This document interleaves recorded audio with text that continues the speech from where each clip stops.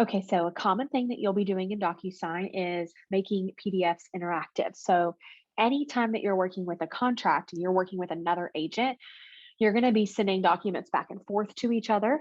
And so you're going to be getting PDFs from them that you need to add signature boxes, text boxes, and things like that to. So I'm in Docusign right now and I'm in the envelopes tab. And I'm going to create a new envelope by clicking this blue envelope button. Now, in other videos, I've shown you how to create them directly from the Documents tab. The reason I'm doing it from here is because I haven't even uploaded the PDF in here yet, because I can actually do that directly into the envelope. So as always, I'm going to name my envelope name. So whatever it is, whether it's contract, disclosures, the one I'm going to be working with is just a confirmation of agency specifically. So I'm just going to name it that. And then I'm going to go down to add documents to the envelope. And if you had uploaded it to the room in the Documents tab, which you can, you could grab it from Room Docs here. I'm just going to click More and Upload from my computer. So I'm going to use this confirmation of agency. You'll see it in here as a PDF. And then I'm going to do my recipients at the bottom. So I'm going to add recipients. So here's a big difference that you're going to notice from other videos, and there's no pre-tagged roles. That's because this isn't a Docusign form. I got it from the other agent. So there's not going to be any pre-tagged roles on it. I'm going to be manually adding them. That's always going to be the case when you're getting a PDF document from the agent, from the MLS and the associated documents. So room participants, whoever I have in my details section or who I've added to the room, I'll see here. So I can use that for my buyers, sellers, anyone like that. So in this case, I am going to be choosing buyer one and buyer agent. So I'm going to select Betty Buyer and Jane Doe.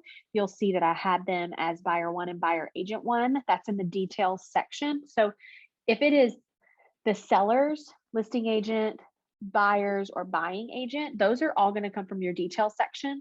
Anyone else you could add in the room section. But generally speaking, unless they were someone you were going to be sending documents to a lot, which typically is just those people involved in the transaction there, then you could just add a recipient straight from email address, totally up to you. So I'm going to add selected. And so I've got Betty Buyer and Jane Doe here, and they can receive it at the same time. That's perfectly fine.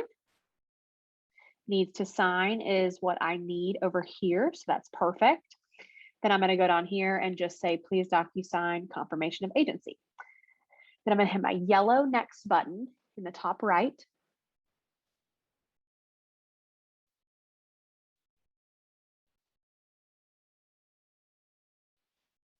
So now I have the document in here, and you'll see it has everything from the seller side on it filled out. Say this is what you got from the MLS or that the agent sent you. And I need to make this right side interactive. So what you can do is you can actually use with this top left, you can toggle between the two roles. And so to actually put their names, instead of having to type them, you can click name and then put buyer's name there. Then I can toggle to the agent, put name, and this will actually put their full name there. Now it won't show until you send it, so just keep that in mind. Your other option is to use text boxes. Now the pre-fill tools here are generally the text boxes you want to use when you want something to show up for everyone involved in the envelope. So instead, I could always use this, and I could type Betty Buyer. It's totally personal preference. Then I want to also, in this pre-fill tool section, grab a checkbox, put it on the box I need to check here. So this is one that you as the agent would check.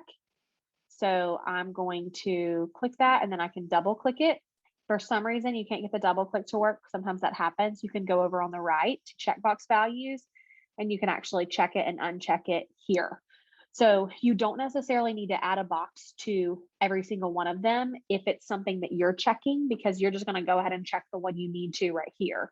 Now, if it is you're giving options because the client has to check it, for example, the lead-based paint disclosure, you would add a checkbox on both of the boxes for the buyer to choose from.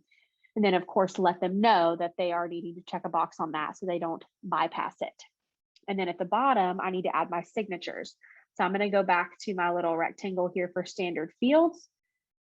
And I have Jane Doe as the buyer agent. So I'm going to add signature here. And I can resize it. Then I want to always grab my date signed box. Anytime that I'm putting a signature, you're going to put that on the line where the date or the date and time go. It will always put both the date and time, just like you see over here on the left. So they don't ever have to type the time in. There's not like a specific box for that. It's going to put both. And then while I'm on this one, I can also go ahead and grab company and put that down here on selling company so that it fills that out for me. And then I'll toggle back to the buyer. And I will add the buyer signature. If there were 2 buyers, I would grab the next one and put it right below it. And then everything's there. So that's how you're going to work with PDFs in here. You can then send this for signature. They'll sign. It'll come back into your documents tab, just like any other signed form. So now you know how to make any of your documents interactive in Docusign.